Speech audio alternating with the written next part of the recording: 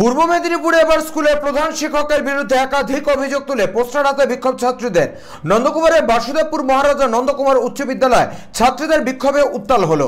ছাত্রীদের অভিযোগ, স্কুলের পরিকাঠামো ঠিক নয়, নেই কমন রুম, নেই ল্যাব, নেই শিক্ষকও।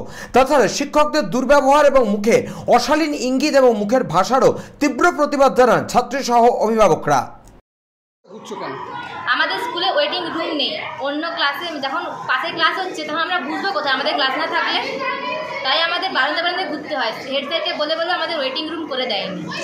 ওয়েটিং রুম তো দূরের কথা, আমাদের বায়োলজির জন্য ল্যাব নেই। আমরা কোথায়, আমাদের প্র্যাকটিক্যাল হয়েছে, ফিজিক্স কেমিস্ট্রির কোনো ল্যাব নেই, কোনো ক্লাস হচ্ছে না। কিসের জন্য? হেড স্যার যখন কেমিস্ট্রি বা ফিজিক্সের যখন ক্লাস নিতে আসে তখন স্যার বলছে যে 1-2 জন আছে, কি পড়াবো, তোমরা নিজেরা পড়ো, আর আমি কিছু না পারলে আমাকে অফিস রুমে যেয়ে বলবে। এটা কিসের জন্য? ক্লাস নেওয়ার 1 জন হলেও ক্লাস নিতে হবে, 2 জন হলেও ক্লাস নিতে হবে। কিসের জন্য আমাদের ক্লাসটা হচ্ছে? আমাদের গোটা স্কুলটা ভিজিট করে দেখা গেলে স্কুলের পাখা চলছে না, একটা কি দুটো, বড় জোর 3টে, বড় হল রুমে 3টে পাখা, কীভাবে চলবে আমাদের? বেঞ্চ ভাঙা, লাইট নেই, কিছু। আমাদের স্কুলে এত অসুবিধা হচ্ছে, আমরা কী করে পড়াশোনা করব?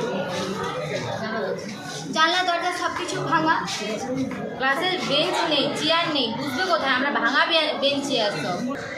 আমাদের যখন ক্লাস হয় তখন আমরা তো প্রত্যেকে 11 মানে অন্যদের ক্লাস হবে, সাবজেক্ট আলাদা, ঠিক আছে? তো আমাদের যখন ক্লাস হচ্ছে তখন আর সবাই বসবে কোথায় যাদের অন্য সাবজেক্ট আছে? আমাদের ওয়েটিং রুম নেই, তাহলে আমরা থাকবো কোথায়?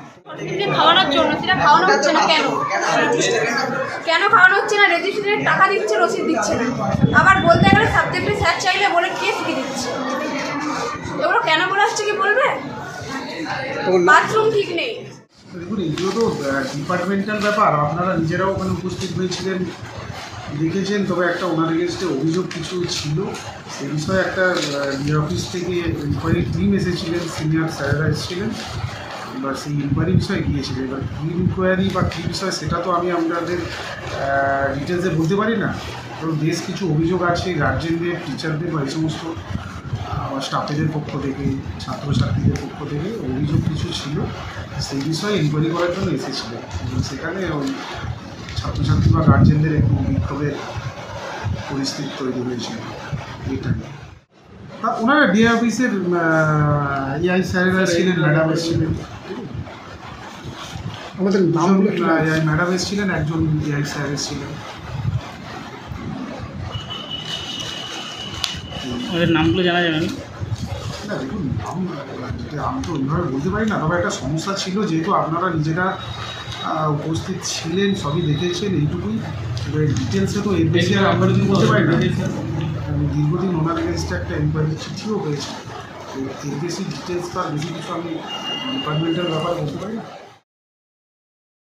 নন্দকুমার থেকে সৌম্যজিৎ চট্টোপাধ্যায়ের রিপোর্ট, চ্যানেল 24/7।